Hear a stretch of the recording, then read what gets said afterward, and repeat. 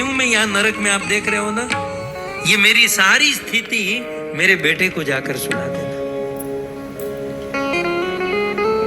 तब नारद मुनि राजा इंद्रसेन को कहते हैं कि तुम्हारे पिता ने मुझे ये कहा था, इसलिए मैं तुम्हारे पास आया हूं और तुम्हारे पिता की स्थिति का वर्णन कर रहा हूं।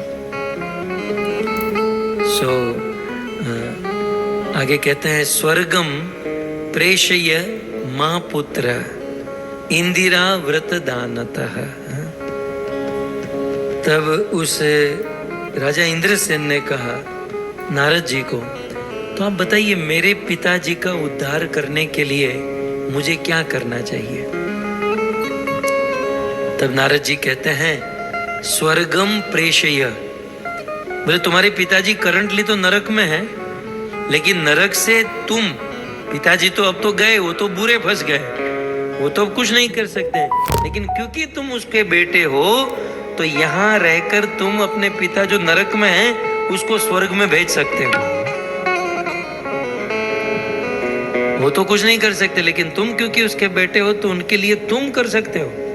इसलिए आप देखो श्लोक में स्वर्ग प्रेषय, प्रेषय माने भेजना, संस्कृत प्रेषय माने भेजना, स्वर्गम प्रेषय, तुम स्वर्ग में भेज सकते हो।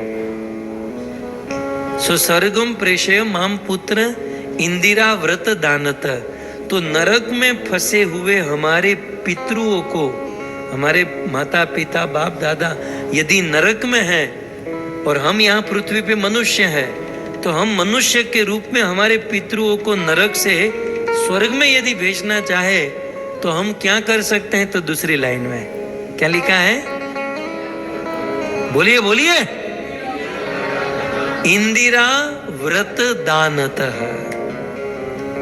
यदि कोई इंदिरा एकादशी व्रत का पालन करेगा और इंदिरा एकादशी व्रत रहकर उस व्रत का फल अपने पितरुओं को प्रदान करेगा, तो कदाचित हमारे पितरु यदि नरक में भी हो तो उस नरक से वो स्वर्ग में जा सकता है।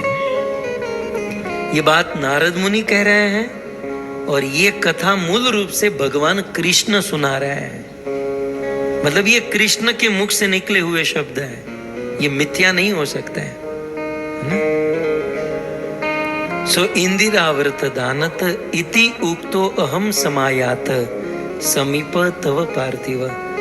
सो हे राजन, यह बात कहने के लिए ही मैं तुम्हारे पास आया हूं, और मैं भी लाल गोविंद ये बात कहने के लिए ही कर भी आया है।